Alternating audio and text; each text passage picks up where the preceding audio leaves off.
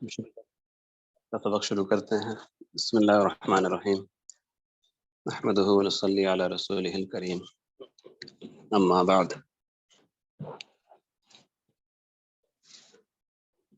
خلیفہ راشد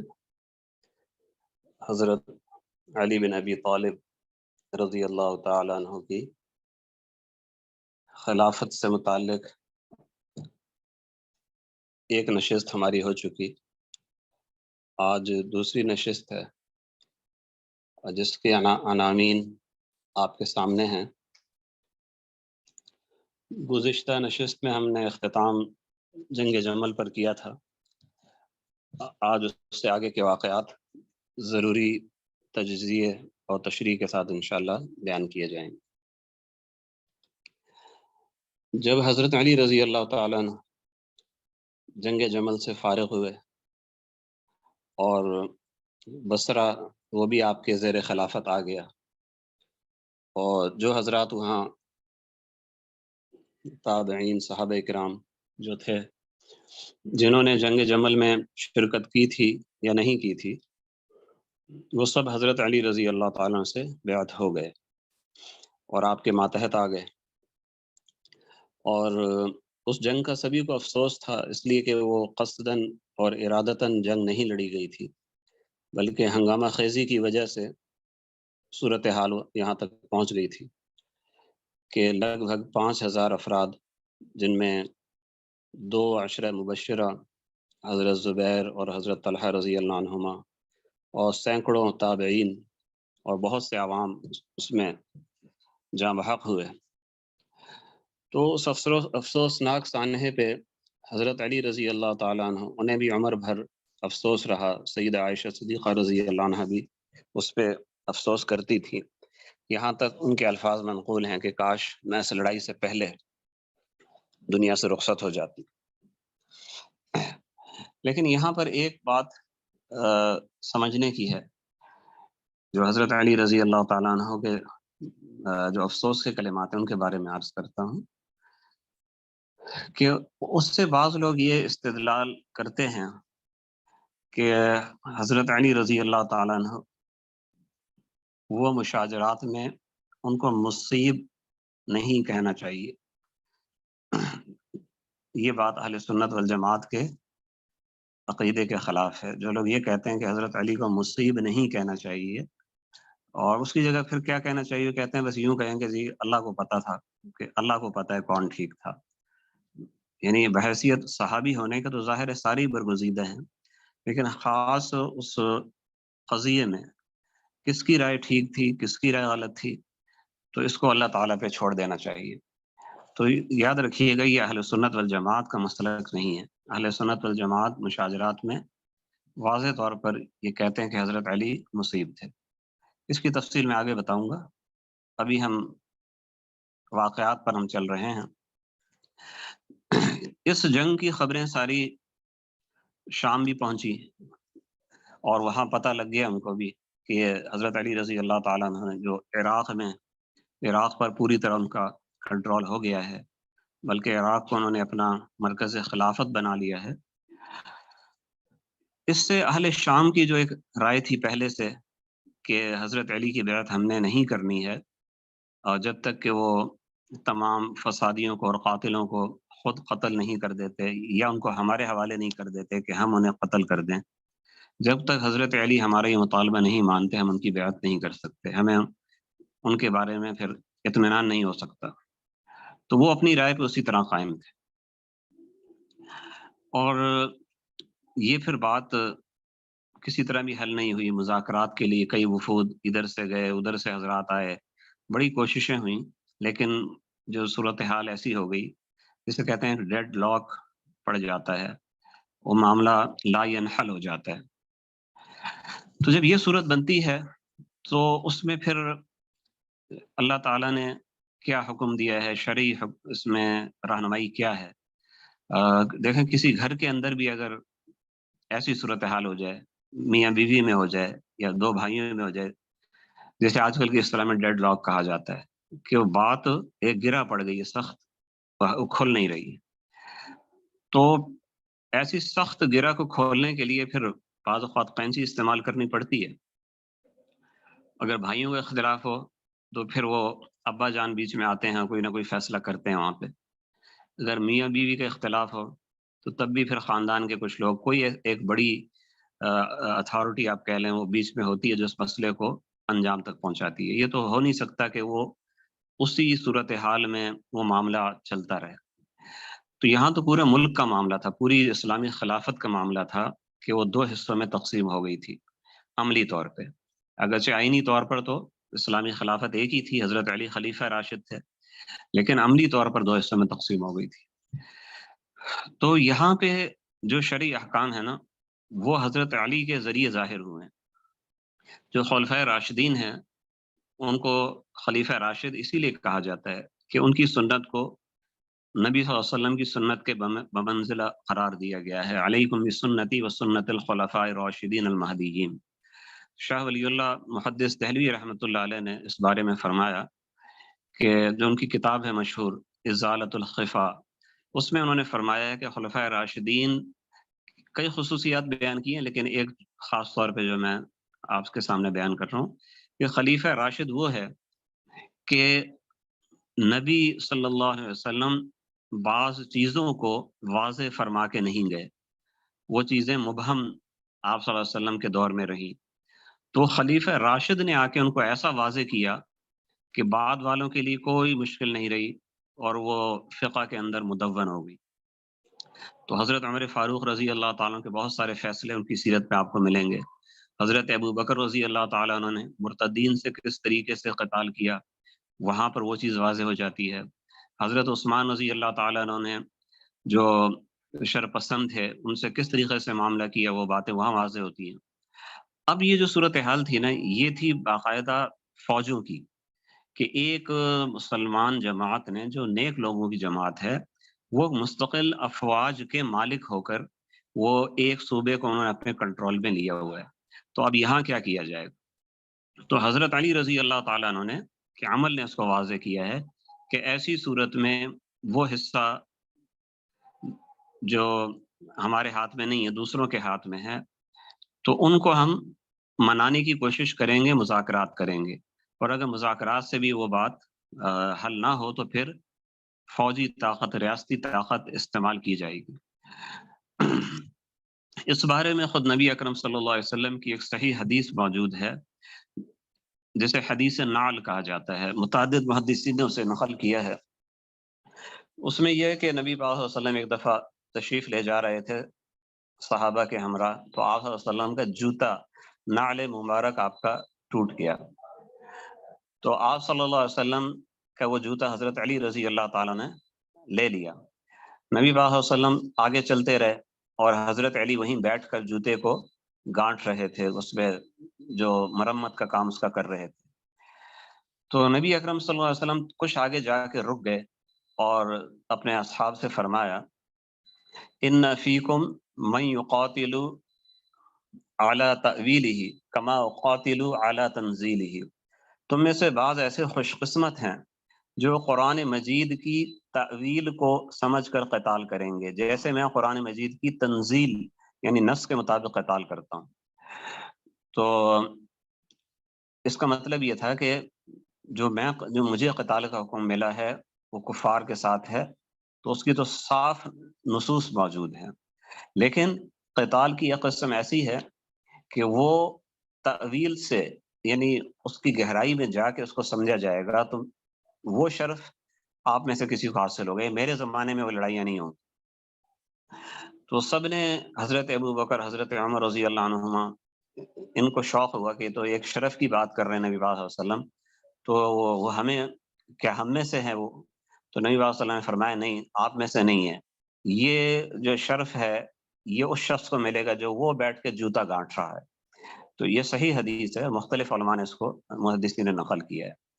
تو یہ سن کے یہ صحابہ کرام میں سے بعض حضرت علی کے پاس گئے اور ان کو جا کے خوشخبری کے طور پر کہا کہ اے علی، نبی پاک صلی اللہ علیہ وسلم نے آپ کے بارے میں یہ فرمایا ہے. تو جو صحابی اس کے راوی ہیں وہ کہتے ہیں کہ حضرت علی نے یعنی ہمارا تو یہ خیال تھا حضرت علی بہت خوش ہوں گے، چہرے پہ مسرت کے آثار ظاہر ہو جائیں گے کہ کتنی بڑی بشارت مجھے مل گئی دربار نبوت سے، لیکن حضرت علی نے ایسا لگتا ہے جیسے سنا ہی نہ ہو۔ اچھا، تو اس کی وجہ کیا تھی؟ اس کی وجہ یہ تھی کہ ان حضرات نے کو یہ معلوم نہیں تھا کہ وہ واقعات کیا کیا پیش آئیں گے، تو اتنا معلوم تھا وہ ایک شرف ہوگا، اور حضرت علی کو نبی پاک صلی اللہ علیہ وسلم کے ذریعے یہ بات کسی اور طریقے سے بھی پتہ تھی کہ وہ شرف تو اس لحاظ سے ہوگا کہ اس سے شریعت کی تکمیل ہوگی، لیکن وہ کتنا بھاری کام ہوگا، کتنا مشکل ہوگا، جس میں اپنے ہی ساتھیوں سے لڑنا پڑے گا، تو اس لیے حضرت علی نے خوشی کا اظہار نہیں کیا اس کے اوپر۔ تو بہرحال اب مسئلہ وہ جو پورا ہوا اس طریقے سے پورا ہوا کہ جو غیر آئینی حکومت، جس کو فقہ اسلام میں بغات کہا جاتا ہے یا خروج کے دائرے میں لایا جاتا ہے، تو غیر آئینی حکومت کے ساتھ کس طرح نمٹا جائے، یہ احکام حضرت علی کے دور میں مدون ہوئے ہیں، ان کے عمل اور ان کی فقہ اور ان کے اقدامات اور فیصلوں کو دیکھتے ہوئے۔ یہاں ایک بات اچھی طرح سمجھ لیں اس کو کہ دیکھیں، یہ صحابہ کرام جو بھی تھے، چاہے حضرت امیر معاویہ رضی اللہ عنہ تھے یا حضرت علی تھے یا ان دونوں کے ماتحت حضرات تھے، وہ سارے کے سارے انتہائی قابل احترام ہیں، لیکن یہاں پر جو مسئلہ، یعنی بعض لوگ کہتے ہیں ان کو برابر رکھنا چاہیے، یہ جو بھی مشاجرات ہوئے ہیں ان کو برابر یکساں رکھنا چاہیے، تو بحیثیت صحابیت کے تو یکساں تھے، یعنی شرف مراتب تو اپنی اپنی جگہ اوپر نیچے تھا، لیکن صحابیت کا شرف دونوں کو حاصل تھا، دونوں اطراف کے حضرات کو۔ اس طرح عدل اور انصاف اور تقوی اور خوف خدا وغیرہ، وہ سب صفات سب میں تھی، کیفیت میں کمی بیشی ہو سکتی ہے۔ یہاں پر مسئلہ اس چیز کا نہیں ہے کہ صحابی کون تھا، نیک کون تھا، اور اللہ کے ہاں جو نا مستجاب اور مقبول زیادہ کون تھا، یہ بحث نہیں ہے یہاں پہ۔ یہاں پر بحث بالکل ایسے ہے جیسے یہ طے کرنا ہو کہ باپ کون ہے۔ اب ایک خاندان کے مثلا ہم 4 بھائی ہیں، 3 بہنیں ہیں، تو ہمارا باپ تو کوئی ایک ہی ہوگا۔ اگر ہم سگے بھائی ہیں اور ہمارا ایک گھرانہ ہے، باپ ایک ہی ہوگا۔ اب یہ نہیں ہو سکتا کہ ہم کہیں کہ چونکہ وہ ہمارے جو چچا ہیں وہ بھی بہت نیک ہیں اور ان کے بڑے احسانات ہیں، اس لیے ان کو بھی ہم باپ شمار کریں۔ کیا آواز آ رہی تھی؟ مجھے لگا شاید آواز کٹی ہے۔ جی آواز آ رہی ہے آپ کی۔ اچھا، تو اب جس طریقے سے وہاں پہ گھر میں باپ ایک ہی ہوتا ہے، دیگر لوگ ہوتے ہیں، ان کی چچا بھی ہو سکتے ہیں، آپ کے تایا بھی ہو سکتے ہیں، آپ کے باپ سے عمر میں بڑے بھی ہو سکتے ہیں، بہت سی صفات میں ان سے آگے ہو سکتے ہیں، لیکن جو ابوت کا منصب ہے وہ ایک ہی شخص کے ہاتھ میں ہوگا۔ اگر ہم یہ کہیں کہ یہ بھی باپ ہیں، تو اس کا مطلب یہ ہوگا کہ ہم نے اپنے ابا سے ہم نے وہ حاصل کر لیا، ان سے انحراف کر دیا، کیونکہ اگر ہم نے دوسرے کو تایا کو باپ کہہ دیا، ابھی ابا جان تو یہ ہیں، تو ظاہر ہے پھر اپنے ابا سے آپ نے ان کی ناقدری کی۔ اگر عدالت کے اندر آپ جا کے یہ لکھواتے ہیں کہ ولدیت میں تایا جان کا نام لکھوایا جائے، تو پھر ابا جان تو نہیں ہوں گے۔ تو یہاں پر مسئلہ یہ ہے کہ اسلامی حکومت میں آئینی جو منصب ہے وہ ایک ہی شخص کو ہوتا ہے، آئینی طور پہ جو سرپرست اعلیٰ ہے یا حکمران ہے، یعنی خلیفہ جو ہے، ایک وقت میں 2 افراد خلیفہ نہیں ہو سکتے، اور جو آئینی حکومت ہے وہ ایک ہی ہوگی، 2 نہیں ہو سکتی ہے۔ یہ اسلام میں بھی ہے اور غیر اسلام میں بھی۔ آپ کسی بھی حکومت میں اگر آپ اس سسٹم کو دیکھیں تو ایسا کبھی نہیں ہو سکتا۔ پاکستان میں کیا 2 حکومتیں ہو سکتی ہیں؟ نہیں ہو سکتی، وہ تو ریاست کی رٹ کو چیلنج ہو جائے گا اور لازماً اس کے خلاف پھر فوجی ایکشن ہوگا۔ تو جب ایک حکومت ہے لیکن اس حکومت کے اندر ایک دوسری حکومت بن جاتی ہے، تو ظاہر ہے اس کو ہم یہ تو کہیں گے وہ حکومت ہے دوسری، لیکن اس کو آئینی حکومت نہیں کہیں۔ آئینی حکومت ایک ہی ہوگی۔ تو اس کے اگر بالمقابل ایک دوسری حکومت بنتی ہے، کسی علاقے کا کنٹرول کچھ لوگ سنبھال لیتے ہیں جو اس حکومت کے اس حکمران کے ماتحت نہیں ہیں، تو اسے کہا جائے گا غیر آئینی حکومت۔ یہ آئینی حکومت، وہ غیر آئینی حکومت۔ اسی غیر آئینی حکومت کے لیے فقہاء نے بغات کا استعمال کیا ہے، اور پھر ان کے ساتھ معاملہ کیا ہوگا؟ وہ یہی ہوگا جو شریعت نے بتایا، جو حضرت علی نے جو کیا ہے کہ مذاکرات ہوں گے، اگر کامیاب نہ ہوں تو پھر ریاستی طاقت کے ذریعے اس غیر آئینی حکومت کو ختم کیا جائے گا، اس علاقے کو بھی آئینی حکومت کے اندر لایا جائے گا۔ اگر یہ اسلام میں یہ چیز نہ ہوتی، حضرت علی رضی اللہ عنہ کے ذریعے یہ احکامات ظاہر نہ ہوتے، تو دنیا میں سب سے کمزور سسٹم وہ اسلامی حکمرانی کا ہوتا، سب سے کمزور ہوتا، کیونکہ باقی ملکوں کو تو یہ سہولت ہوتی، باقی حکمرانیوں کو، کہ اگر کوئی دو ٹکڑے کر کسی وجہ سے کوئی کر دے یا ہو جائیں، وہ طاقت کے ذریعے اس کو دوبارہ کر لے۔ جیسے کپڑا پھٹ جائے تو اس کو آپ جو نا سوئی کے ذریعے سی لیتے ہیں، تو ملک میں ایک سمجھیں کہ تقسیم ہوئی ہے تو دوبارہ جوڑ دیا۔ لیکن مسلمانوں کا حق حاصل نہ ہوتا، جو مسلمان حکمران جناب کوئی حکومت بناتا تو کچھ ہی دنوں کے بعد جو نا کوئی اگر دوسرا کسی بھی بنا پہ جائز وجہ یا ناجائز وجہ وہ کھڑا ہو جاتا، کسی علاقے کو، کسی شہر کو، کسی صوبے کو الگ کر لیتا، تو مسلمان حکمران تو بیچارہ وہ بس منظر راما تماشا دیکھتا رہتا، یار ہمیں تو اختیار ہی نہیں ہے کہ ہم ان کے خلاف کچھ کریں۔ زبانی سمجھائیں گے اور پیار محبت سے بات چیت کریں گے، اور اگر وہ نہیں مانتے تو ہم کہیں گے بھائی تم جانا، تمہارا کام جانے، ہمیں تو صحابہ کرام کے دور میں یہی ہم نے دیکھا ہے، جب کوئی الگ ہو گیا تو اس کو اس کے حال پہ چھوڑ دیا۔ تو نتیجہ کیا نکلتا؟ ایک دن ایک صوبہ الگ ہوتا، چند دن بعد ایک اور صوبہ بھی الگ ہو جاتا، یار حکمران تو کچھ کر ہی نہیں سکتا۔ تو یہ تو دنیا کا سب سے کمزور سسٹم ہوتا۔ تو اللہ تعالیٰ نے مسلمانوں کو اس چیز سے بچایا، اور حضرت علی کے ذریعے شریعت کی یہ گنجائش دکھائی، اگرچہ یہ تکلیف دہ ہے، اگرچہ افسوسناک ہے، لیکن ظاہر آپریشن جو بھی ہوتا ہے وہ تکلیف دہ ہی ہوتا ہے۔ تو خیر، سب سے پہلے یہی ہوا کہ حضرت علی رضی اللہ تعالیٰ عنہ نے اہل شام سے مذاکرات کیے۔ جب وہ کامیاب نہ ہوئے تو تب آپ نے پھر لوگوں کو دعوت دی کہ وہ قتال کے لیے، لڑائی کے لیے تیار ہوں۔ اگرچہ مقصد یہاں پر بھی یہ تھا کہ جا کر ہم اتنی بڑی فوج لے کے جائیں کہ شام والوں پہ رعب طاری ہو جائے اور وہ مرعوب ہو کے لڑے بغیر وہ سرنڈر ہو جائیں، ہماری بیعت کر لیں۔ تو اس لیے آپ نے اتنی بڑی فوج تیار کی جو اس سے پہلے اسلام کی تاریخ میں کبھی بھی تیار نہیں ہوئی تھی۔ یعنی آپ کی ترغیب سے اور دیگر صحابہ اور تابعین کی ترغیب سے 1,00,000 مسلمان حضرت علی رضی اللہ عنہ کے ساتھ ہوئے۔ یہاں پر پھر ایک بات آپ سے عرض کر دوں کہ چونکہ ہمارے ماحول میں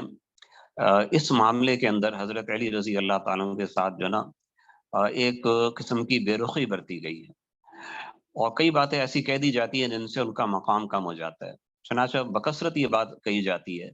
کہ جی حضرت علی رضی اللہ عنہ کے ساتھ جو تھے نا صحابہ کرام نہیں تھے، یعنی یہ تو ساری لڑائیاں فتنہ تھی۔ اگر کوئی فتنہ اس معنی میں کہتا ہے کہ آزمائش تھی، پھر تو ٹھیک ہے، آزمائش تو تھی، بہت بڑی آزمائش تھی، لیکن کوئی فتنہ اس طور پہ کہتا ہے کہ جو اس میں شامل ہوئے وہ جناب غلط تھے، ان نادانی کی وجہ سے شامل ہوئے، حماقت کی وجہ سے خدا نخواستہ شامل ہوئے، یا سبائیوں نے ان کو جنگوں کے اندر شامل کرا دیا، یہ باتیں بہت غلط ہیں۔ سبائیوں کی سازشیں اپنی جگہ پر ہیں، جو پیچھے بھی میں بیان کر چکا ہوں، آگے بھی بیان کروں گا، لیکن اگر آپ اس کو پورے طور پر سبائیوں کے اوپر ڈال دیتے ہیں کہ سارا کام ہی سبائی کر رہے تھے، تو اس سے تو صحابہ کرام کا دفاع نہیں ہوتا، بہت بڑی تہمت ان پر آ جاتی ہے کہ وہ لوگ جنہوں نے قیصر و کسریٰ کی حکومتیں گرا دی تھیں، وہ کچھ عرصے بعد اتنے یعنی کمزور ہو گئے اور ان کی بصیرت بالکل ختم ہو گئی، اور وہ جناب بڑے بڑے صحابہ وہ سبائیوں کے اشاروں پہ چل رہے تھے۔ سبائی جب چاہتے لڑائی کرا دیتے، جب چاہتے جناب قتال کرا دیتے، جب چاہتے ان کو یہاں لے جاتے، ساری الٹ پلٹ ان چند آدمیوں کے ہاتھ میں تھی۔ تو یہ جو ایک داستان عام طور پہ چلائی جاتی ہے، یہ حقیقت کے بالکل خلاف ہے۔ پھر تو اس صورت میں مسئلہ اجتہادی بھی نہیں ہونا چاہیے تھا نا، پھر تو ان لڑائیوں کو، اختلافات کو ہم اجتہاد بھی نہیں کہہ سکتے، کیونکہ اجتہاد تو وہ ہوتا ہے جو شرعی دلائل پر غور و فکر کے بعد جو اختلاف ہو اس کو اجتہاد کہتے ہیں۔ اگر یہ کہا جائے بھی صحابہ میں تو کوئی اختلاف ہی نہیں تھا، یہ بہت سے لوگ کہتے ہیں، اچھے خاصے علماء کو میں نے تقاریر میں کہتے ہوئے دیکھا ہے جب اس موضوع پہ بات کرتے ہیں کہ صحابہ میں تو کوئی اختلاف ہی نہیں تھا، کوئی اختلاف نہیں تھا، حضرت علی اور حضرت امیر معاویہ ایک تھے۔ وہ ایک اس معنی میں کوئی کہتا ہے کہ رحماء بینہم تو صحیح ہے، لیکن اگر وہ اس معنی میں کہتے ہیں کہ موقف بھی ایک تھا، کوئی اختلاف نہیں تھا، اور سبائیوں نے لڑا دیا، تو یہ بات بالکل غلط ہے۔ بالکل غلط پھر اس لیے ہے کہ پھر یہاں پہ اجتہاد کا مسئلہ ہی نہیں رہتا نا، یہاں تو پھر جناب آپ یوں سمجھیں کہ کوئی غور و فکر اور کوئی سوچ بچار، کوئی شرعی دلائل پہ جناب اس پہ سوچ بچار کرنا، یہ چیزیں پھر آپ کے سامنے آپ اس کو پیش ہی نہیں کر سکتے۔ ہاں آپ پہلے یہ مانیں جو حقیقت ہے کہ اختلاف تھا، اور پھر وجوہ اختلاف کی طرف آپ جائیں گے، پھر جو فریقین نے اپنے اپنے طور پہ قرآن و حدیث سے دلائل وغیرہ پیش کیے آپ اس کی طرف جائیں گے، اور وہ چیزیں موجود ہیں، خاص طور پہ حضرت علی کی طرف سے تو بہت واضح طور پر آپ کو موجود نظر آئیں گے، اور دوسروں کے نے اپنے اختلافی جو وجوہ پیش کی وہ بھی آپ کو نظر آ جائیں گے۔ تو اس سے معلوم ہوتا ہے کہ اصل اختلاف وہ اجتہادی تھا، پھر اختلاف کو بڑھانے والی جو چیزیں تھیں وہ جیسے شدت پیدا کرنا، وہ ایسی چیزیں تھیں جو سبائیوں نے یا اور بہت سے لوگ بیوقوف لوگوں نے، متشدد لوگوں نے جھوٹی خبروں کے ذریعے، کردار کشی کے ذریعے ادھر ادھر پھیلائی، اور اس میں زیادہ تر جو کردار کشی تھی وہ حضرت علی کی تھی کہ انہوں نے خلیفہ سابق کو، خلیفہ ثالث کو قتل کرا کے حکومت سنبھالی، تو اس سے پھر اختلاف میں شدت پیدا ہو۔ بہر کیف جو بھی لڑائی، جنگ جمل کے بارے میں تو بہرحال میں عرض کر چکا ہوں کہ وہ غلط فہمی سے شروع ہوئی تھی، لیکن جنگ صفین کے بارے میں یہ نہیں کہہ سکتے، وہ تو پوری تیاری کے ساتھ ہوئی ہے۔ جب مذاکرات کامیاب نہیں ہوئے تو پھر حضرت علی نے لشکر تیار کیا اور آپ اپنا لشکر لے کے روانہ ہو گئے۔ ادھر سے حضرت معاویہ رضی اللہ تعالیٰ عنہ انہوں نے بھی اپنا لشکر تیار کیا، وہ بھی وہاں سے روانہ ہو گئے، اور دونوں فوجیں آ کر عراق اور شام کی سرحد پر آمنے سامنے ہوئی۔ یہاں پر بھی ایک اہم پہلو ہے جس کو اکثر نظر انداز کیا جاتا ہے، اور وہ یہ کہ حضرت علی رضی اللہ تعالیٰ جارحیت حضرت علی نے کی تھی، حضرت امیر معاویہ رضی اللہ عنہ وہ اپنا دفاع کر رہے تھے۔ اب یہ بات مجھے نہیں سمجھ میں آتا، یہ بات کیوں کہی جاتی ہے؟ کیا یہ حضرت امیر معاویہ رضی اللہ عنہ کے دفاع میں کہی جاتی ہے،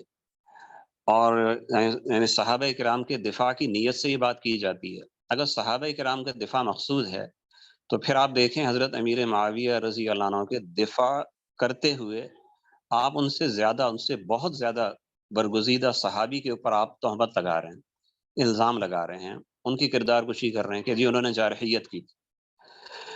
تو دیکھیں یہاں جارحیت والا معاملہ نہیں تھا۔ حضرت امیر معاویہ رضی اللہ تعالیٰ عنہ وہ بھی لڑائی کے لیے تیار تھے، حضرت علی بھی لڑائی کے لیے تیار تھے، دونوں کا لڑنا وہ للہ فی اللہ تھا، یعنی دونوں جس چیز کو حق سمجھتے تھے اس کے لیے وہ تیار تھے کہ ہم تلوار بھی چلا دیں، اس کے لیے ہم خون بھی بہا دیں، اس کے لیے اس سے ہمیں کوئی باک نہیں ہے اگر شریعت کی تکمیل ہوتی ہے تو حضرت علی کے نزدیک شریعت کی تکمیل یہ تھی کہ پورے عالم اسلام کو ایک دائرے میں لایا جائے، واپس لایا جائے جیسے پہلے تھا، اور حضرت معاویہ رضی اللہ کے نزدیک شریعت کی تکمیل یہ تھی کہ حضرت علی اور ان کے اصحاب جو ہیں ان کی چونکہ خلافت قائم ہی نہیں ہوئی ہے اور وہ قصاص نہیں لے رہے، ان سارے مفسدین کو قتل نہیں کروا رہے، اس لیے ہم ان سے لڑ کے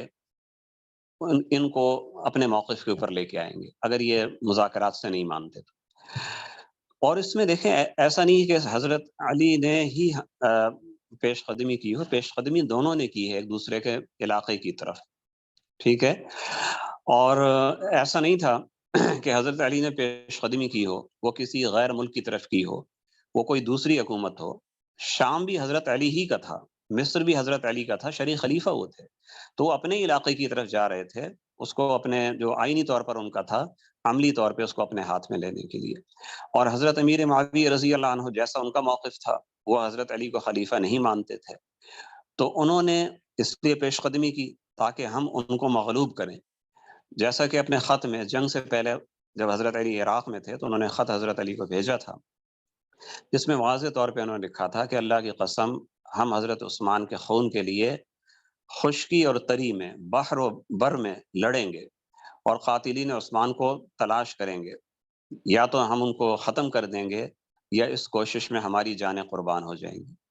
تو جن لوگوں کو، جن حضرات کو اپنے مشن کے لیے اتنا جذبہ اور اتنا ولولہ تھا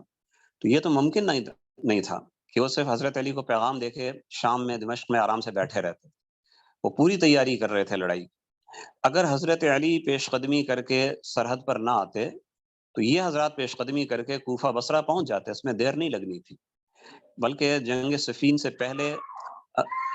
جو شام کے حضرات تھے یعنی حضرت امیر معاویہ اور حضرت معاویہ بن حدیج اور حضرت عمرو بن عاص رضی اللہ عنہم اجمعین، اس جنگ صفین سے پہلے یہ مصر پر حملہ کر چکے تھے، جو خلافت علوی حضرت علی کے ماتحت مصر بھی تھا، اور مصر میں حضرت علی کی جانب سے گورنر بھی نامزد ہو چکے تھے۔ تو مصر پر ان لوگوں نے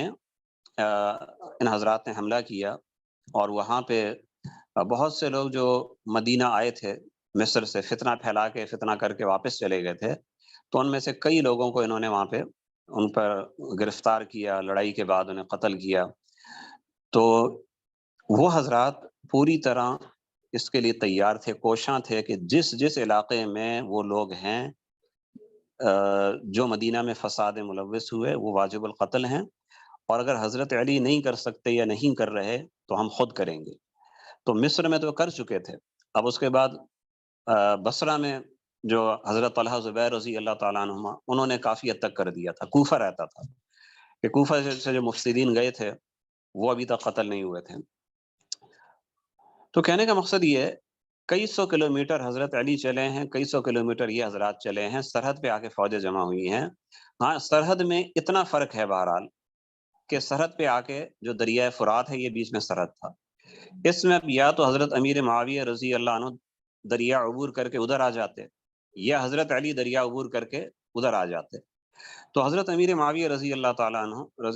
عنہ وہ فوجی اور عسکری لحاظ سے بہت قابل آدمی تھے، تو انہوں نے یہ سمجھا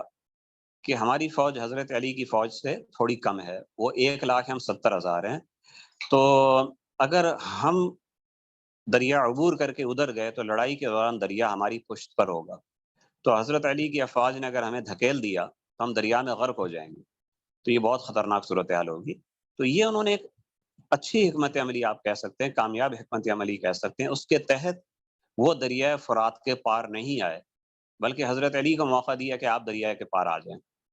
اور حضرت علی فوجی انتظام میں کسی سے کم تو نہیں تھے، لیکن ان میں شجاعت کا اور جسے کہتے ہیں بے جگری اور دلیری، اس کا غلبہ تھا، اور اسی لیے حضرت علی رضی اللہ تعالیٰ جنگوں میں گھوڑا استعمال نہیں کرتے تھے، کیونکہ گھوڑا جو ہے نا وہ آگے بھی تیزی سے جاتا ہے، پیچھے بھی تیزی سے جاتا ہے، دائرے میں تیزی سے گھومتا ہے۔ اکثر سپاہی گھوڑے کو ترجیح دیتے ہیں، لیکن حضرت علی خچر کو ترجیح دیتے تھے، کیونکہ خچر جو ہے آگے تو خوب بڑھتا ہے، لیکن اگر آپ سے گھما کے پیچھے لے کے جانا چاہیں تو خچر کو دیر لگتی ہے، اس معاملے میں خچر سست ہے۔ تو حضرت علی کی طبیعت میں تو پیچھے ہٹنا تھا ہی نہیں، اس لیے وہ جنگوں میں خچر استعمال کرتے تھے۔ تو اس لیے حضرت علی نے بھی یہاں پہ اس بات کو اہمیت نہیں دی کہ ہمیں پیچھے ہٹنا ہوگا، نقصان ہوگا۔ آپ نے بڑے اطمینان سے دریائے فرات عبور کیا اور اب دوسری طرف آ گئے جہاں سے شام کی انتظامی حدود شروع ہو جاتی تھی۔ تو اس باہمی تدبیر کے فرق کی وجہ سے یہ لڑائی شام میں ہوئی ہے، ورنہ یہ بھی ممکن تھا کہ یہ لڑائی عراق کی سرحد میں ہوتی۔ تو اگر عراق کی سرحد میں ہوتی تو پھر کیا ہم حضرت امیر معاویہ رضی اللہ عنہ پہ تان کرتے؟ کیا؟ ہرگز نہیں۔ ہم جب اس معاملے کو اجتہادی معاملہ مانتے ہیں تو اس کے ہر جز کو ہم اجتہادی مانتے ہیں، انتظامات وہ بھی اسی اجتہاد کے تحت آ جاتے ہیں، اور ان سب چیزوں کے اندر وہ حضرات مأجور تھے، یعنی ان کو اجر ملا، چاہے ان میں سے کسی سے غلطی ہوئی۔ تو جب یہ پار آئے ہیں دریا کے، تو یہ علاقہ اس کو صفین کہا جاتا تھا، اس وادی کو صفین کہا جاتا تھا۔ یہاں پر بھی مذاکرات چلے ہیں، تقریباً 2 یا 2.5 مہینے تک مذاکرات ہوتے رہے ہیں، یعنی دونوں میں سے لڑنا تو کوئی بھی نہیں چاہتا تھا۔ جو مسلمان کے خون کی حرمت ہے، اس کی عظمت ہے، وہ ان حضرات سے زیادہ کس کو معلوم ہوگی؟ تو طبی طور پہ کوئی نہیں لڑنا چاہتا تھا، مذاکرات اس لیے چلتے رہے، لیکن مذاکرات کا کوئی نتیجہ نکلا نہیں۔ اور یہاں پہ میں یہی عرض کرتا ہوں اس موقع پہ ساتھیوں سے کہ اس پہ آپ حیران نہ ہوں کہ مذاکرات کا نتیجہ بھی 2 مہینے تک کیوں نہیں نکلا، اور جب دونوں طرف مخلص تھے اور اہل حق تھے تو انہوں نے تو معاملے کا کوئی پہلو چھوڑا نہیں ہوگا جس کو بیان نہ کیا ہو، تو پھر ایک موقف پہ جمع کیوں نہیں ہو گئے؟ تو میں عرض کرتا ہوں کہ یہ مشکل تو لگتا ہے مگر یہ ناممکن نہیں ہے۔ آپ دیکھ لیں کہ ہمارے شوافع کے ساتھ کتنے معاملات میں فقہی اختلافات ہیں، مالکیہ کے ساتھ کتنے فقہی اختلافات ہیں، تو آپ دیکھیں کہ تقریباً 11-12 صدیاں ہو گئی ہیں کہ یہ اختلافات چلے آ رہے ہیں بڑے بڑے مسائل میں، اور آج تک حل نہیں ہوئے۔ تو اگر بعض فقہی مسائل ایسے ہیں کہ وہ 11-12 صدیوں کے اندر ان پہ اتفاق رائے نہیں ہو سکا، تو کوئی عجیب بات نہیں ہے کہ صحابہ کرام کے درمیان کسی فقہی معاملے میں وہ 3-4 سال جو حضرت علی کے دور کے تھے اس پہ اتفاق رائے نہیں ہو سکا، یہ کوئی ناممکن بات نہیں ہے۔ تو آخر میں پھر یہی ہوا کہ تلوار چلی ہے اور یہ لڑائی پھر شروع ہوئی ہے، یعنی صفر سن 37 ہجری میں۔ جنگ جمل جو تھی وہ رجب سن 36 ہجری میں ہوئی تھی، اور اس کے تقریباً 6 مہینے کے بعد صفر سن 37 ہجری میں جنگ صفین لڑی گئی۔ 3 دن تک لڑائی ہوئی ہے، اور یہاں بھی یہ ذہن میں رکھیں کہ لڑائی میں جو ابتدا ہے وہ اہل شام نے کی تھی۔ فوجیں تو آمنے سامنے تھی، تیار تھی، لیکن جسے پہل کہتے ہیں نا، وہ پہل اہل شام نے کی تھی۔ حضرت علی نے اپنی افواج کو منع کیا تھا کہ آپ تیار رہیں، صفوں میں کھڑے رہیں، پہل اگر ان کی طرف سے ہوتی ہے پھر آپ حملہ کریں۔ اور یہاں سے بھی فقہا نے یہ مسئلہ اخذ کیا ہے، کتب فقہ میں لکھا ہے کہ جب بغات کے ساتھ مقابلہ ہو تو جو شرعی امام ہے، جو آئینی حکمران ہے، وہ حملے میں پہل نہ کرے۔ جب وہ پہل کر دیں تو پھر اتمام حجت ہو جائے گا، پھر آپ بھی لڑیں۔ تو جنگ صفین میں ایسا ہی ہوا کہ وہاں سے حملہ ہوا اور پھر یہاں سے بھی حملہ ہوا، پھر تو لڑائی ہوتی رہی اور 3 دن تک لڑائی ہوئی ہے، اور بہت پھر وہ لڑائی سخت شکل اختیار کر گئی، اور مجموعی طور پہ اس لڑائی میں 70,000 افراد اس میں جاں بحق ہوئے ہیں، جس میں بہت سارے صحابہ کرام اور بہت سارے تابعین اور بے شمار اس میں ہزاروں عام لوگ تھے اس میں۔ تو جب جنگ کا تیسرا دن تھا، باقی دنوں میں تو صرف صبح سے لے کے شام تک لڑائی ہوتی تھی، پھر شام کے بعد اپنے زخمیوں کو اٹھاتے تھے، مقتول ان کی تدفین کرتے تھے، لیکن تیسرے دن جو لڑائی ہوئی ہے اس رات کو لیلۃ الحریر کہا جاتا ہے۔ اس میں مسئلہ یہ ہوا کہ اپنی اپنی طاقت پوری لگا چکے تھے فریقین، اور اب دونوں کے ذہن میں یہ تھا کہ جو اب زیادہ ہمت دکھا دے گا وہ کامیاب ہو جائے گا، وہ فاتح ہو جائے گا۔ اس لیے مغرب کے بعد پھر دوبارہ لڑائی شروع ہو گئی، جو وقفہ تھا تھوڑا سا نمازوں کا اثر مغرب کا، اس کے بعد دوبارہ لڑائی شروع ہو گئی۔ اور اس لڑائی کی ابتدا میں یعنی نماز مغرب کے کچھ دیر بعد پہلے ہی حملے میں حضرت عمار ابن یاسر رضی اللہ تعالیٰ عنہ، جو بہت جلیل القدر صحابی ہیں اور جن کے بارے میں نبی اکرم صلی اللہ علیہ وآلہ وسلم نے بہت ساری بشارتیں ان کی بیان کی ہیں، مناقب ان کے بیان کیے ہیں، تو وہ اس لڑائی میں شہید ہو گئے۔ اچھا، حضرت عمار بن یاسر رضی اللہ عنہ کے بارے میں ایک بہت مشہور حدیث، بڑی معرکۃ العرا حدیث ہے۔ نبی پاک صلی اللہ علیہ وسلم نے فرمایا تھا حضرت عمار کو کہ تقتلک الفئۃ الباغیہ، تمہیں غیر آئینی حکومت والے تمہیں قتل کریں گے۔ تو یہ جب وہ قتل ہو گئے تو اس سے یہ بات مزید واضح ہو گئی کہ اس وقت آئینی حکمران حضرت علی ہی ہیں، اور شام والوں کی جو حکومت ہے وہ آئینی نہیں ہے، اور انہیں حضرت علی کی بیعت کر لینی چاہیے۔ یہ مسئلہ اور واضح ہو گیا۔ تو بہت سے لوگ ایسے تھے جو پہلے لڑائی میں ایک طرف تھے، یعنی لڑائی کر ہی نہیں رہے تھے، آئے تھے میدان میں لیکن سائڈ پر بیٹھ گئے تھے، انہیں کہا ہمیں پتہ نہیں ہے کہ کس کا موقف صحیح ہے کس کا موقف غلط ہے۔ ان میں حضرت خزیمہ بن ثابت رضی اللہ عنہ بھی تھے، جنہیں ذو الشہادتین کہا جاتا ہے، یعنی یہ اس امت کے واحد فرد ہیں کہ اکیلے کی گواہی 2 آدمیوں کی گواہی کے برابر تھی۔ تو وہ سائڈ میں ایک طرف بیٹھے تھے۔ جب انہیں پتہ لگا کہ حضرت عمار شہید ہو گئے تو ان پر واضح ہو گیا کہ آئینی حکومت شرعی خلافت حضرت علی کی ہے اور ان کی بیعت کر لینا ضروری ہے، تو لہٰذا اب ہمیں ان کے ساتھ ہونا چاہیے۔ چنانچہ حضرت علی کے لشکر کی طرف آ گئے اور پھر لڑتے ہوئے وہ بھی شہید ہو گئے۔ اسی طرح بعض حضرات حضرت امیر معاویہ رضی اللہ عنہ کے لشکر سے نکل کے وہ بھی حضرت علی کی طرف آ گئے، لیکن بالعموم جو اہل شام تھے انہوں نے اسی طرح لڑائی جاری رکھی، اور اس کی وجہ کیا تھی؟ وجہ یہ تھی کہ جب حضرت عمار شہید ہوئے ہیں، یعنی ایک سوال پیدا ہو جاتا ہے نا کہ جب ایک صحابی جن کے بارے میں نبی صلی اللہ علیہ وسلم نے یہ کہا تھا تو ان کے قتل کے بعد تو معاملہ واضح ہو جانا چاہیے تھا، لڑائی رک جانی چاہیے تھی، اہل شام کو حضرت علی کی بیعت کر لینی چاہیے تھی۔ ٹھیک ہے، ہم اور آپ تو بالکل یہی سوچیں گے، لیکن اس وقت جیسا اضطراب تھا اور جیسی ہنگامہ خیزی تھی، اور یعنی ایک آپ یوں سمجھیں کہ بہت ہی شدید قسم کا ماحول تھا، تو ایسے مواقع پہ بعض اوقات انسان جو ہے وہ ٹھنڈے دل سے کسی چیز پہ غور نہیں کر سکتا، ہنگامی طور پر بات جو ذہن میں آتی ہے اسی کو لے کے انسان چلتا ہے آگے۔ تو حضرت امیر معاویہ رضی اللہ عنہ کو جب یہ خبر ملی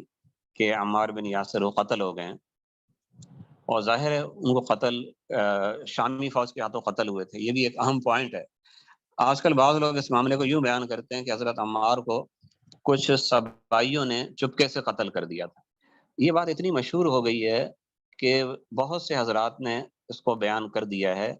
حالانکہ اس کا تو کوئی حوالہ، کوئی ضعیف روایت بھی ایسی نہیں ہے جس میں یہ لکھا ہو کہ حضرت عمار کو کسی ٹولی نے خفیہ طور پر ٹارگٹ کلنگ کہتے ہیں اس طرح قتل کیا گیا ہو۔ یہ تو کسی ضعیف روایت میں بھی نہیں، اور اگر ہوتا کسی ضعیف روایت میں تب بھی قابل قبول نہیں تھا، اس لیے کہ اس کے مقابلے میں مضبوط روایات، صحیح روایات میں ان کے قتل کا پورا منظر موجود ہے کہ وہ لڑائی کے دوران شامی فوج کے افسران تھے جن میں ابو الغادیہ جوہنی نمایاں تھے، ان کے ہاتھوں وہ قتل ہوئے تھے۔ تو اس سے تو حضرت امیر معاویہ رضی اللہ عنہ یا ان کے اصحاب میں سے کسی کو بھی انکار نہیں تھا کہ حضرت عمار ہمارے ہاتھوں قتل ہوئے ہیں۔ حضرت عمرو بن عاص رضی اللہ تعالیٰ عنہ کی روایت سنن نسائی میں صحیح سند سے مذکور ہے کہ لوگوں نے ان سے بعد کے زمانے میں، یعنی ان جنگوں کے کئی سالوں کے بعد، ان سے کسی نے کہا کہ عمار بن یاسر آپ کے ہاتھوں، یعنی آپ کی فوج کے ہاتھوں قتل ہوئے تھے، تو انہوں نے کہا کہ واللہ انا قتلناہ، اللہ کی قسم ہم ہی نے انہیں قتل کیا تھا۔ تو یہ بات تو شک و شبے سے باہر تھی کہ وہ شامی فوج کے ہاتھوں قتل ہوئے تھے، تو پھر اس حدیث کے بارے میں کیا کہیں گے؟ تو حضرت امیر معاویہ رضی اللہ عنہ کے ذہن میں ایک تعویل آئی۔ اب دیکھیں، مجتہد جب تعویل کرتا ہے کسی روایت کی، وہ صحیح بھی ہو سکتی ہے، غلط بھی ہو سکتی ہے۔ اب بہت سی چیزیں ہیں، احناف کے نزدیک اس کی تعویل کچھ اور ہے، اس حدیث کی، شوافی کے نزدیک کچھ اور ہے، ہم ان کی تعویل کو غلط سمجھتے ہیں، وہ ہماری تعویل کو غلط سمجھتے ہیں۔ تو کسی حدیث کی تعویل کے اندر غلطی کا امکان ہو سکتا ہے مجتہد سے، تبھی تو اسے مجتہد کہا جاتا ہے، ورنہ تو پھر وہ سیدھا سیدھا، یعنی پھر وہ چیز منصوص علیہ ہونی چاہیے، بالکل اجتہاد کی گنجائش ہی نہ ہو۔ تو حضرت امیر معاویہ رضی اللہ عنہ نے جو تعویل کی وہ یہ کی کہ اس حدیث میں قتل سے مراد وہ ہے، یعنی جو فیہ باغیہ جو حضرت عمار کو قتل کرے گی، اس سے مراد وہ جماعت ہے کہ جو ان کے قتل کا سبب بنے گی۔ تو ان کے قتل کا سبب بنے ہیں حضرت علی اور ان کے لشکر والے، کہ وہ ان کو لے کے آئے اور میدان جنگ میں ان کو اپنا، یعنی اپنے ساتھ شریک کر لیا اس لڑائی میں، تو تبھی تو وہ قتل ہوئے ہیں۔ تو جب وہ اہل عراق ہی کی وجہ سے وہ قتل ہوئے ہیں، وہی ان کو میدان جنگ میں ان کو لے کے آئے، تو ان کے قاتل ہم نہیں ہیں، وہی قاتل ہیں۔ تو فیہ باغیہ غیر آئینی حکومت بھی اہل عراق کی ہے، تو اس لیے ہم تو لڑیں گے۔ اچھا، اب مسئلہ یہ تھا کہ اہل شام کی طبیعت میں شروع زمانے سے، جو شام کے میں ایک ماحول تھا، یعنی شروع زمانے سے مراد یہ کہ حضرت ابو بکر رضی اللہ عنہ، بلکہ حضرت عمر رضی کے زمانے سے آپ لیں، جب شام فتح ہو گیا، وہاں کے جو ماحول تھا بہت ڈسپلن کا ماحول تھا۔ وہ ایک ایسی پیشہ ورانہ فوجی، آپ اسے فوجی تربیت کہہ سکتے ہیں، جیسے ہماری افواج کی ہے، جیسے پاکستانی فوج ہے تو پیشہ ورانہ لحاظ سے بہترین فوج شمار ہوتی ہے، اور اس کی خصوصیت یہ ہے کہ جو چیف آف آرمی اسٹاف حکم دے گا، یا فوج کا جو بھی سربراہ ہے، فضائیہ کا ہے، نیوی کا ہے، تو جو حکم دے گا سب نے فوراً اس پہ عمل کرنا ہے۔ وہاں بحث نہیں ہوگی جی ایسا کیوں ہوا، ویسا کیوں ہوا، ہمیں تو اس میں شک ہے، ہمیں تو تردد ہے، ہماری رائے تو یہ، ایسا نہیں، بس جو حکم ہے، آرڈر از آرڈر۔ تو بس شام والوں میں تربیت اس قسم کی تھی، تو اس لیے جب انہوں نے دیکھا کہ حضرت امیر معاویہ رضی اللہ عنہ کہہ رہے ہیں کہ لڑائی جاری رہے اور ہم اس حدیث کی زد میں ہم نہیں آتے، تو انہوں نے اس پہ غور و فکر نہیں کیا، اور جیسے کہتے ہیں نا تقلید، تو ان میں تقلید بہت زیادہ تھی، اطاعت کہہ لیں۔ جو کتب عربی کی، جو ادب کی کتب ہیں، ان کے اندر ایک ضرب المثل ہے، طاعت اہل الشام، اہل شام کی اطاعت، یعنی جیسے اہل شام اطاعت کرتے ہیں اپنے بادشاہوں کی، اپنے بڑوں کی، ایسی دنیا میں کوئی نہیں کرتا۔ تو پھر یہ وجہ تھی کہ جب انہوں نے تعویل کی اور لڑائی کو جاری رکھا، تو شام کی اکثریت نے، کچھ لوگوں کے سوا جو سائڈ پہ ہو گئے یا پھر حضرت علی کی طرف آ گئے، اکثریت نے جنگ جاری رکھی اور پوری رات جنگ ہوتی رہی، اور اس رات اتنا زیادہ نقصان ہوا کہ اگلے دن جنگ جاری رکھنا مشکل ہو گیا، میدان سارا لاشوں سے زخمیوں سے بھرا ہوا تھا، لڑتے تو کہاں لڑتے۔ تو اس لیے اگلے دن پھر یہ طے ہوا کہ ایک دن وقفہ کر کے ہم زخمیوں کو اٹھائیں گے اور جو مقتولین ہیں ان کو دفنائیں گے۔ تو چنانچہ اس دن پھر حضرت عمار بن یاسر رضی اللہ تعالیٰ ان کی بھی نماز جنازہ ہوئی، اور ان کی نماز جنازہ میں دونوں فوج شریف، یعنی اجتماعی نماز جنازہ جس میں اہل شام اہل عراق سارے جمع تھے۔ تو اور اسی دوران پھر مذاکرات شروع ہو گئے، اور یہ سمجھا گیا کہ اگر مزید جنگ ہوئی تو شاید دونوں ہی فوجیں لڑ کے ختم ہو جائیں گی اور سرحدوں کی حفاظت کرنے والے پھر کوئی نہ رہیں۔ تو حضرت امیر معاویہ رضی اللہ عنہ کی جانب سے پیغام بھیجا گیا کہ قرآن مجید ایک شخص کو دے کے بھیجا گیا کہ ہم اس پر فیصلہ کرتے ہیں اور اپنے لڑائی کو ہم روکتے ہیں۔ تو حضرت علی نے اس کا مثبت جواب دیا اور کہا کہ قرآن پاک پر قرآن مجید کی دعوت کو مجھ سے زیادہ کون ہے قبول کرنے والا، تو بالکل ہم آپ کی پیشکش مانتے ہیں۔ چنانچہ وہ لڑائی بند کر دی گئی۔ اب یہاں پر بھی بعض لوگ حضرت علی پہ اعتراض کرتے ہیں کہ اگر اہل شام ان سے لڑائی جائز تھی، یعنی وہ الفیت الباغیہ یا غیر آئینی حکومت تھے، اور حضرت علی کو ان سے لڑنا بنتا تھا، تو پھر لڑائی روک کیوں دی؟ ان کو تو چاہیے تھا ان سے لڑتے رہتے آخر تک۔ تو یہ اعتراض بھی فقہ سے ناواقفیت کی وجہ سے پیدا ہوا ہے۔ فقہ میں یہ واضح ہے کہ شرعی حکمران کو، خلیفہ کو یہ حق حاصل ہے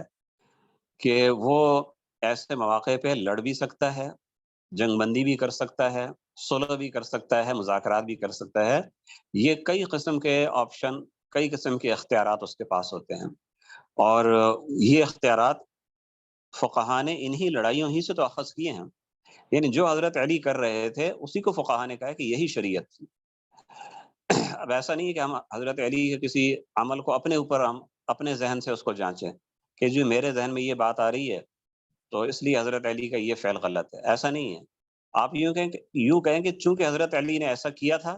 اس لیے میرے ذہن کی بات غلط ہے۔ تو بہرحال پھر وہ یہ طے ہوا جنگ بندی کے بعد کہ ہم ابھی تو چونکہ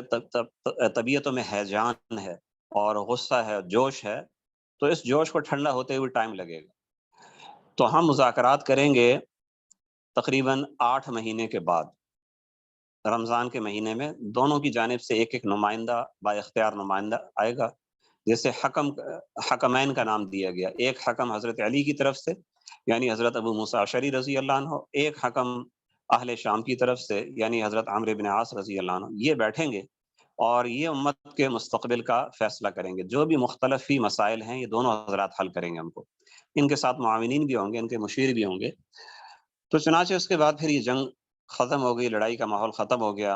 اور افواج اپنے اپنے علاقوں کو واپس چلی گئی، حضرت علی اپنے علاقے میں واپس آ گئے۔ یہاں پر کچھ لوگوں نے جو حضرت علی کی فوج میں تھے حضرت علی کی تدبیر سے اختلاف کیا، ان کے نزدیک جنگ جاری رہنی چاہیے تھی اور حضرت علی کو جنگ بند کرنے کا اختیار ہی نہیں تھا۔ تو ان لوگوں نے ایک متشدد قسم کی انہوں نے رائے قائم کر لی۔ تو یہ متشدد لوگ جو تھے یہ خوارج کہلائے، ان کا ذکر میں آگے کروں گا، پہلے ہم ان معاملات کو ذرا ایک جگہ تک پہنچاتے ہیں۔ چند مہینے کے بعد پھر ماہ رمضان میں حکمین دومت الجندل نامی ایک مقام ہے جو کہ عراق اور شام کی شمالی سرحد بنتا ہے، وہاں پر یہ حضرات جمع ہوئے۔ حضرت ابو موسیٰ اشعری، حضرت عمرو بن عاص، دونوں کے ساتھ مشیر کے طور پہ، معاون کے طور پہ کئی صحابہ تھے، اور اس کے علاوہ اس یوں سمجھے کہ مجلس کو دیکھنے کے لیے بھی کئی سو حضرات دونوں طرف کے وہ بھی آئے تھے۔ حضرت علی رضی اللہ تعالیٰ بہرحال کوفہ میں تھے، وہ شریک نہیں ہوئے، اور حضرت امیر معاویہ رضی اللہ عنہ وہ بھی اس مجلس میں نہیں آئے، اور کچھ فاصلے پہ انہوں نے قیام کیا ہوا تھا۔ وہ تقریباً یوں سمجھے کہ کوئی 50-60 کلومیٹر دور ٹھہر گئے تھے اور اپنے نمائندے کو آگے بھیج دیا، اور حضرت علی وہ تو کئی سو کلومیٹر کے فاصلے پہ تھے۔ بہرحال ان حضرات کے درمیان جو باتیں ہوئی ہیں اس کو غیر محتاط قسم کے یا کذاب قسم کے یا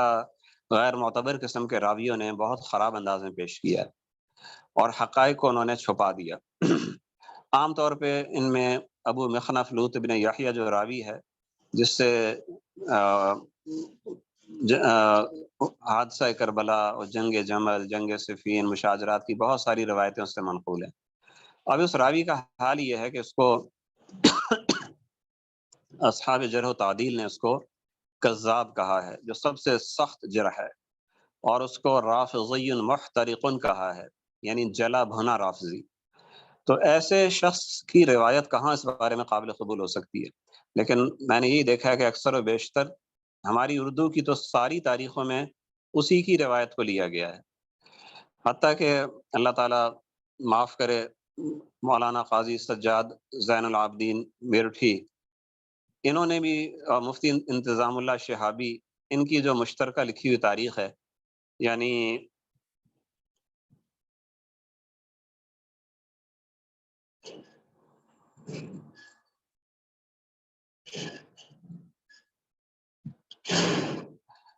تو ان کی جو کتاب ہے تاریخ ملت، وہ بھی اس کے اندر بھی یہ معاملہ اسی طرح لکھا ہے، بہت عجیب و غریب انداز میں۔ نیچے ایک بات آئی ہے، دومت الجندل سرحد، وہ شاید شمالی، مجھ سے غلط مجھ سے نکل گیا، لیکن وہ شام کی تو شمالی ہو سکتی ہے، عراق کی تو میں خیال ہے عراق کی شمالی ہوگی، شام کی جنوبی ہونی چاہیے۔ نقشے پہ آپ دیکھ لیجئے گا، دومت الجندل وہی مقام ہے جو مشہور مقام ہے، اور میرے علم میں وہ ایک ہی مقام ہے، کوئی دوسرا مقام نہیں ہے۔ تو ہو سکتا ہے مجھے بیان کرنے میں غلطی ہو گئی ہو، نقشے میں آپ دیکھ لیجئے گا۔ میرے ذہن میں اس طرح آ رہا ہے کہ وہ عراق کی شمالی سرحد ہوگی اور شام کی جنوبی۔ اچھا، تو عرض یہ کر رہا تھا کہ اس مجلس میں کیا ہوا تھا، تو ابو مخنف اور اس جیسے جو راوی ہیں، انہوں نے جو اس کو بیان کیا، وہ آپ نے سب نے پڑھا ہوگا کہ ابو موسیٰ اشعری جو تھے وہ بھولے بھالے انسان تھے، اور حضرت عمرو بن عاص وہ چالاک آدمی تھے۔ انہوں نے ابو موسیٰ اشعری کو گویا کہ ایک لحاظ سے یہ سمجھیں کہ ان کو بیوقوف بنایا، یعنی ان روایات کے مطابق، میں نہیں کہہ رہا، وہ روایات کہتی ہیں، اور ان سے کہا کہ جی آپ ہر کام میں ان کو آگے کیا، ہر کام میں حضرت پہلے آپ، تو پھر کہا کہ جی ان دونوں کو ہم معزول کرتے ہیں، سارا فتنہ ان دونوں کی وجہ سے ہے، تو آپ چونکہ حضرت علی کے نمائندے ہیں، آپ حضرت علی کو معزول کریں، میں حضرت امیر معاویہ کا نمائندہ ہوں، میں ان کو معزول کر دوں گا، اور اس کے بعد جو ہے نا ہم اس مسئلے کا حل پھر نکالیں گے۔ تو کہا کہ پہلے آپ کھڑے ہو کے حضرت علی کے معزولی کا اعلان کریں، تو موسیٰ اشعری رضی اللہ عنہ کھڑے ہو کے اعلان کر دیا کہ میری طرف سے حضرت علی معزول ہیں۔ تو پھر حضرت عمرو بن عاص کھڑے ہوئے اور کہا کہ جی انہوں نے حضرت علی کو معزول کر دیا ہے، لہٰذا حضرت علی تو اب خلیفہ نہیں ہے مسلمانوں کے، اور میں حضرت امیر معاویہ کو معزول نہیں کرتا، اس لیے اب وہی خلیفہ ہے مسلمانوں کے۔ تو یہ سن کے پھر وہاں پہ ایک تہلکہ مچ گیا اس روایت کے مطابق، اور صحابہ کرام اور تابعین ایک دوسرے پہ ٹوٹ پڑے، کوئی کسی کو گالم گلوچ کرنے لگا، کسی نے کوڑے اٹھا کے دوسرے کو مارنا شروع کر دیے، اور یعنی بہت ہی ہنگامہ برپا ہوا، سب پھر اپنے اپنے علاقوں کو چلے گئے۔ تو یہ واقعہ بالکل جھوٹا واقعہ ہے، اور اس کا اگر سندن بھی آپ دیکھیں تب بھی ثابت نہیں ہے، اور اگر آپ متن کے لحاظ سے دیکھیں اور اس کو عقلی پیمانے پر آپ اس کو سوچیں کہ ایسا ہونا ممکن تھا، تو آپ کو یہ درست نہیں لگے گا، کیونکہ دیکھیں حضرت عمرو بن عاص رضی اللہ تعالیٰ عنہ کو مثال کے طور پہ ہم یہ مان لیں ذہن میں کہ وہ حضرت امیر معاویہ رضی اللہ عنہ انہی کی خلافت قائم کرنا چاہتے تھے، ایک لمحے کے لیے مان لیں، یعنی ان کو غالب کرنا چاہتے تھے، حضرت علی اور ان کے اصحاب کو مذاکرات میں مغلوب کرنا چاہتے تھے، تو اس کا بھی یہ طریقہ تو نہیں ہو سکتا تھا۔ یہ طریقہ تو ایسا ہے جیسے کوئی بچہ شرارت کرتا ہے اور شرارت کر کے اگلے کو زیادہ غصہ دلاتا ہے۔ راوی کا نام لوط ابن یحییٰ ابو مخنف، میم خا نون فا، تو یہ کوئی بچہ ایسی شرارت کر سکتا ہے جیسے اب دو بچے جیسے بیٹھے ہوں آپس میں، ٹافیاں بٹ رہی ہوں، تو پہلا بچہ یہ کہے کہ اچھا بھائی یہ جو نا تم اپنی ٹافیاں جو نا ساری مجھ پہ دے دو، پھر میں تم کو دے دوں گا، اور وہ اس کو اپنی ٹافیاں دے وہ کہتا تو نے مجھے دے دی، میں تو ساری میری ہو گئی، تو کیا ہوگا؟ پھر بچوں کی لڑائی شروع ہو جاتی ہے۔ تو ایسی اس قسم کی حماقتیں اور شرارتیں تو بچے کرتے ہیں نا۔ اتنی بڑی مجلس میں جہاں عالم اسلام کے کہاں کے حضرات تشریف لائے ہوئے ہیں، حضرت عبداللہ بن عمر تشریف لائے ہیں، حضرت عبداللہ بن زبیر تشریف لائے ہیں، اور جناب بڑے بڑے تابعین، نامی گرامی علماء، بوڑھے بزرگان دین تشریف لائے ہوئے ہیں، تو وہاں پہ ممکن نہیں تھا کہ کوئی ایسا کرتا۔ اور خود حضرت عمرو بن عاص رضی اللہ تعالیٰ عنہ نعوذ باللہ کوئی ناسمجھ آدمی تو نہیں تھے کہ انہیں پتہ نہ ہوتا کہ میں اگر ایسا کروں گا تو انجام کیا ہوگا. یہ کیا ممکن تھا کہ ایسی شرارت کرنے سے اہل عراق مغلوب ہو جاتے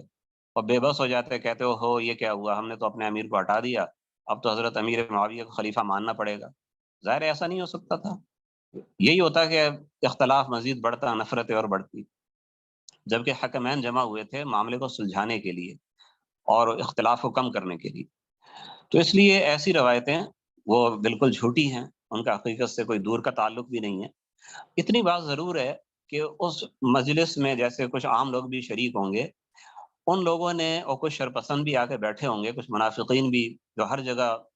موجود تھے نبی صلی اللہ علیہ وسلم کے زمانے میں، مسجد نبوی کے اندر موجود تھے، یہاں پر بھی ہو سکتے ہیں. اور ان لوگوں کا کام جو آپ منافقین کے ٹولے کا دیکھیں گے تو زیادہ غلط خبریں پھیلانا اور ایک دوسرے سے بددل کرنا، زیادہ کام ان کا یہی ہوتا تھا. تو یہ واضح ہوتا ہے کہ ایسے کچھ لوگوں نے جا کے جو مجلس میں ہوا تھا اس سے برعکس باتیں بیان کی اور لوگوں میں یہ پھیلا دیا. یہ باتیں جو ابو مخنف اور ایسے لوگوں سے منقول ہیں، یہ اس زمانے کے شر پسندوں کی روایات ہیں کہ جنہوں نے اصل واقعات کو چھپا کے من گھڑت باتیں پھیلا دی. اور یہ باتیں اتنی پھیلی کہ خود حضرت امیر معاویہ رضی اللہ عنہ تک بھی ایسی باتیں پہنچی.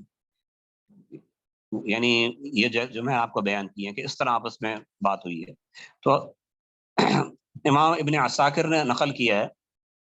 کہ حضرت امیر معاویہ رضی اللہ تعالیٰ عنہ نے حضرت علی کے ایک نمائندے کو، جن کا نام حسین ابن منذر ہے رحمہ اللہ، حضرت علی کے ایک نمائندے کو بلایا اور کہا کہ مجھے بتاؤ کہ عمرو بن عاص اور ابو موسیٰ اشعری رضی اللہ عنہ کے درمیان کیا باتیں ہوئی تھیں، کیونکہ مجھے اس بارے میں کچھ عجیب و غریب اطلاعات ملی ہیں. تو اب دیکھیں حضرت امیر معاویہ رضی اللہ تعالیٰ عنہ یہاں پر یعنی واقعے کی تحقیق کے لیے حضرت علی کے نمائندے سے پوچھ رہے ہیں کہ بھی ہو سکتا ہے میرا کوئی نمائندہ اگر ہمارے لوگوں سے کوئی شرارت ہوئی ہے تو ہمارے لوگوں کا ہمارا کوئی شخص و حقیقت نہ بیان کرے، لیکن حضرت علی کا جو بندہ ہوگا وہ تو پوری حقیقت بیان کر دے گا مجھ سے. تو اس لیے حسین ابن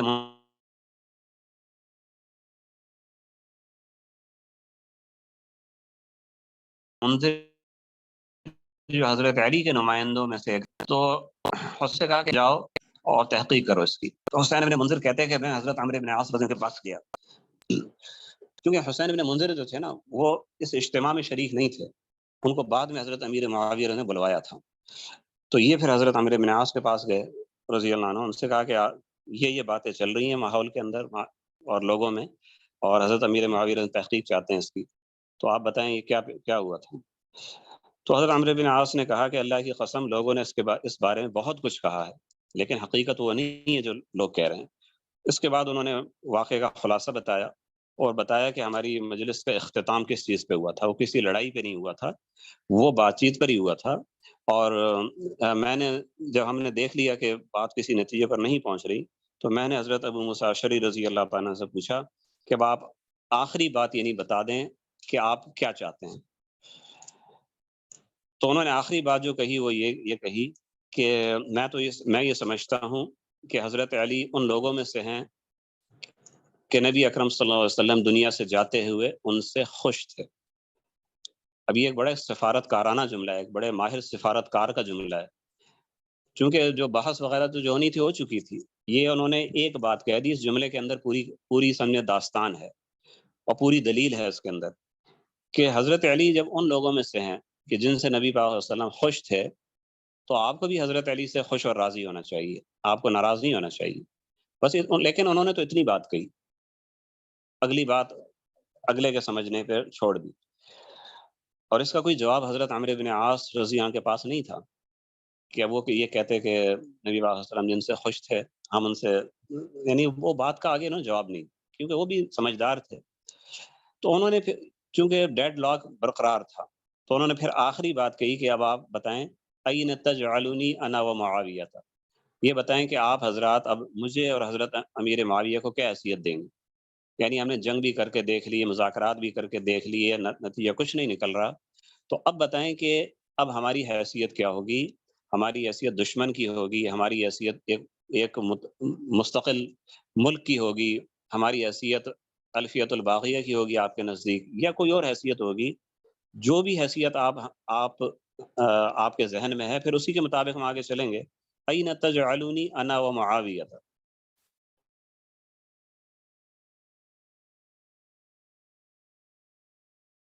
تو ابو موسیٰ اشعری رضی اللہ تعالیٰ عنہ نے یہاں بھی بہت حکیمانہ جواب دیا۔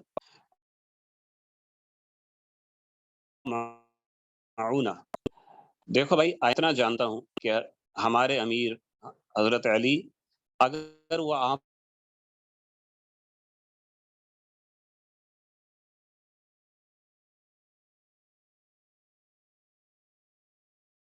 سے دوستانہ طور پہ امداد چاہی ہے، اگر وہ آپ سے امداد چاہیں، تعاون آپ کا چاہیں، ففیکما معونتن، تو آپ میں معونت کی صلاحیت ہے، اللہ نے آپ کو طاقت دی ہے، اللہ نے آپ کو وسائل دیے ہیں، افواج ہیں آپ کے پاس، افراد ہیں، وہ ہے آپ کے پاس۔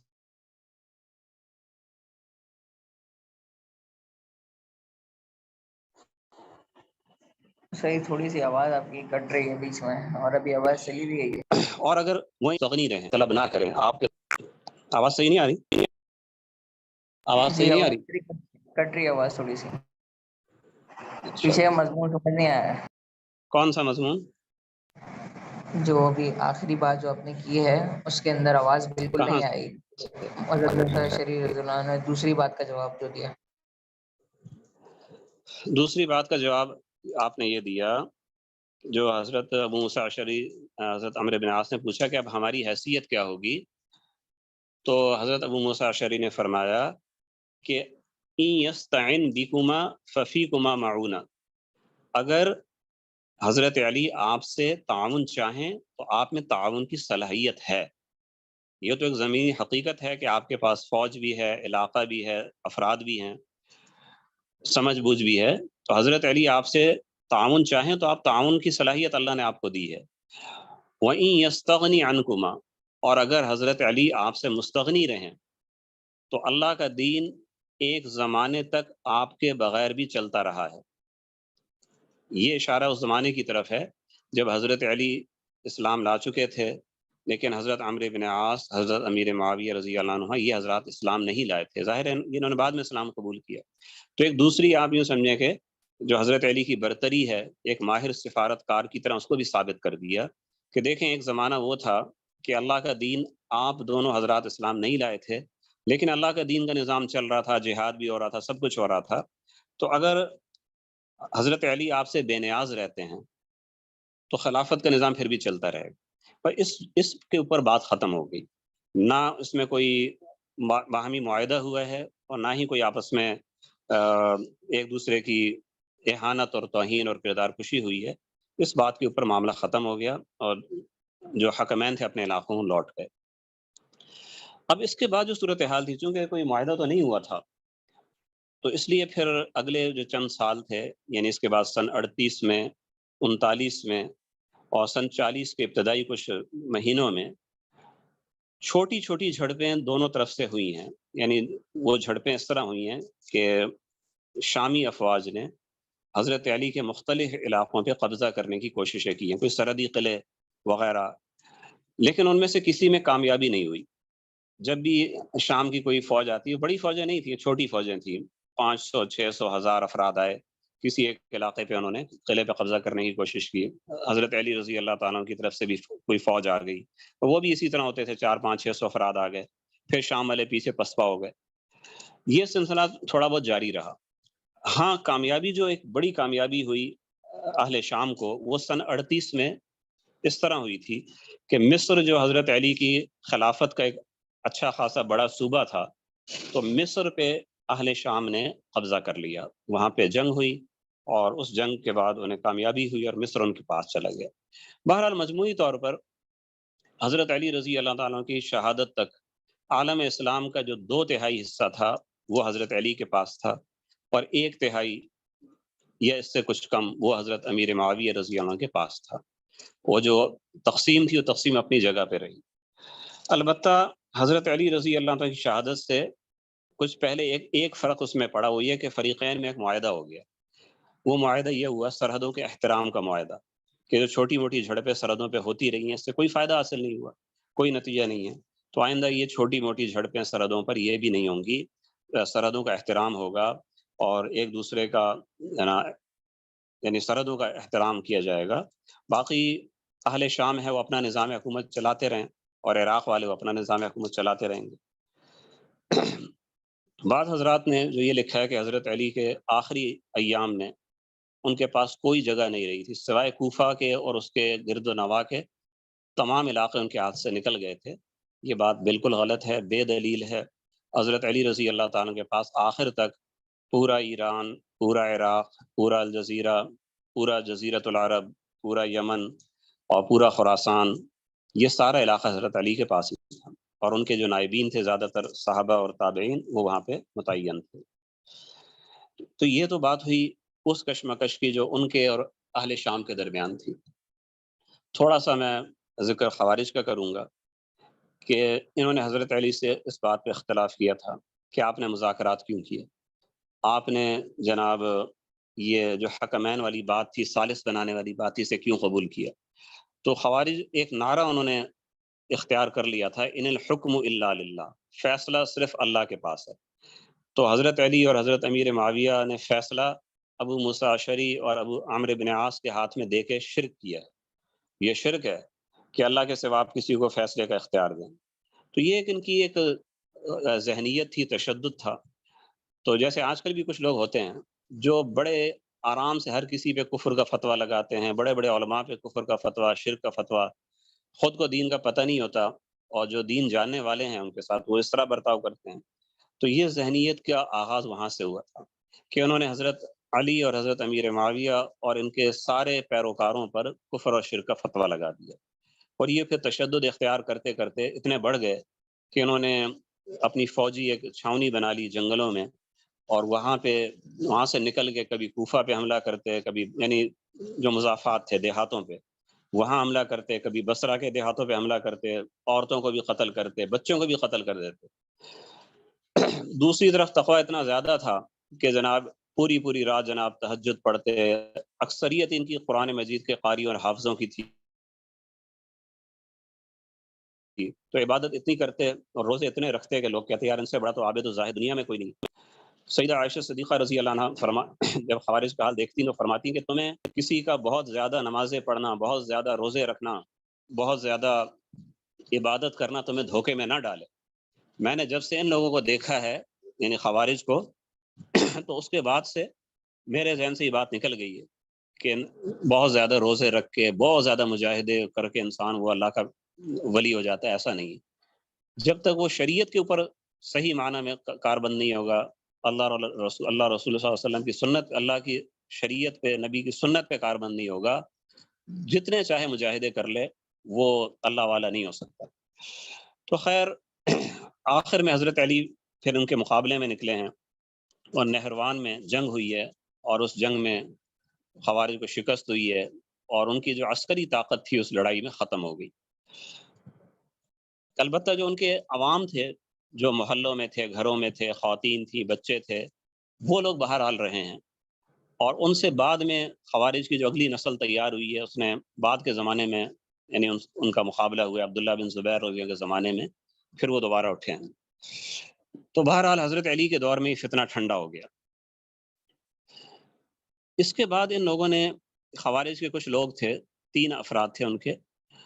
جن میں عبد الرحمن بن ملجم، اس کا نام تاریخ میں بہت مشہور ہے، انہوں نے جمع ہو کے آپس میں کہا کہ مسلمانوں میں سارے فتنوں کا جو مرکز ہے یہ 3 افراد ہیں، عمرو بن عاص، معاویہ بن ابی سفیان اور علی بن ابی طالب۔ ان تینوں نے مسلمانوں کو تباہ کیا ہے، تو ان تینوں کو قتل کرتے ہیں تو پھر خیر کا دورہ ہو جائے گا، ہر طرف پھر خیر ہوگی۔ تو ایک دن متعین کیا